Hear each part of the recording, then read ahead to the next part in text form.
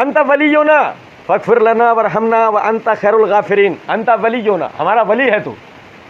کیا کہا موسیٰ علیہ السلام نے؟ انت ولینا, ہمارا ولی ہے اللہ تو. اب بھائی سمجھیں, یہ اللہ کی صفت ہے ولی. غور طلب نکتہ ہے, سورہ زمر کے اندر اللہ رب العزت نے فرمایا الا للہ الدین الخالص والذین اتخذوا من دونہ اولیاء. ولی کی جمع اولیاء. خبردار, دین اللہ کے لیے خالص ہے, اور جنہوں نے اللہ کے سوا دوسرے ولی بنا لیے. ما نعبدہم الا لیقربونا الی اللہ زلفیٰ. وہ مزار پہ ہم نے پکڑ لیا, ہم نے بولا بھائی یہ کیا کر رہا ہے یار, تو اللہ کے آگے جھکنا ہے, تو قبر کے آگے جھک رہا ہے, قبر کے آگے چوما چاٹی کر رہا ہے, اس سے مرادیں مانگ رہا ہے, یہ غیر اللہ کی عبادت ہے.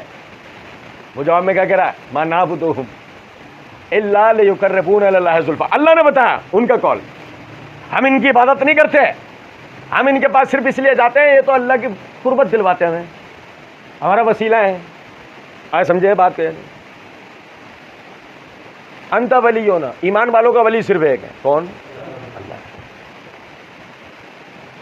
اور یار بڑا آسان ہے نا یہ بات سمجھنا. بھائی یہ کون ہے؟ یہ ولی اللہ ہے. ولی اللہ, ولی اللہ. دیکھو نسبت کس کی طرف ہوئی؟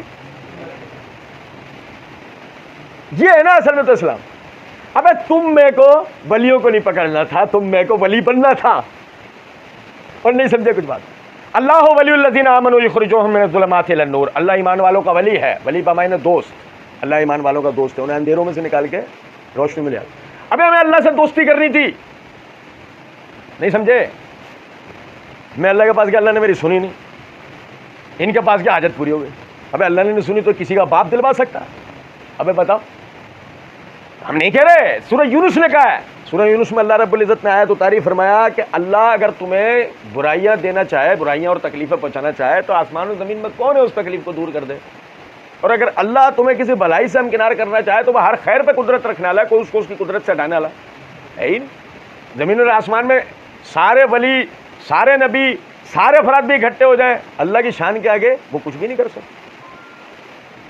اور آپ سمجھیں ذرا اس بات کو, اللہ رب العزت نے یعنی موسیٰ علیہ السلام نے فرمایا انت ولینا, تو ہمارا ولی ہے. اور یہی ہماری دعا, ہر مومن کی دعا یہ ہے کہ انت مولانا, انت ولینا, انت مولا, تو ہمارا مولا ہے, کوئی غیر ہمارا مولا نہیں ہے. آپ دیکھو غزوہ احد کے اندر اس وقت ابو سفیان مسلمان نہیں ہوئے تھے نا, انہوں نے نعرہ بلند کیا حبل کی جے ہو. کیا نعرہ بلند کیا جب 70 مسلمان شہید ہوئے؟ حبل کی جے ہو. تو نبی صلی اللہ علیہ وسلم نے کیا نعرہ بلند کرنے کے لیے کہا؟ تم کہو اللہ اکبر. پھر انہوں نے یہ نعرہ مارا, پھر نبی صلی اللہ علیہ وسلم نے یہ کہا تم کہو اللہ اکبر.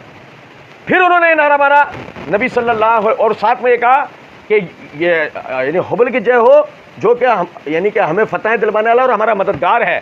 تو نبی صلی اللہ علیہ وسلم نے کہا تم کہو اللہ اکبر, اللہ مولانا ولا مولا لکم.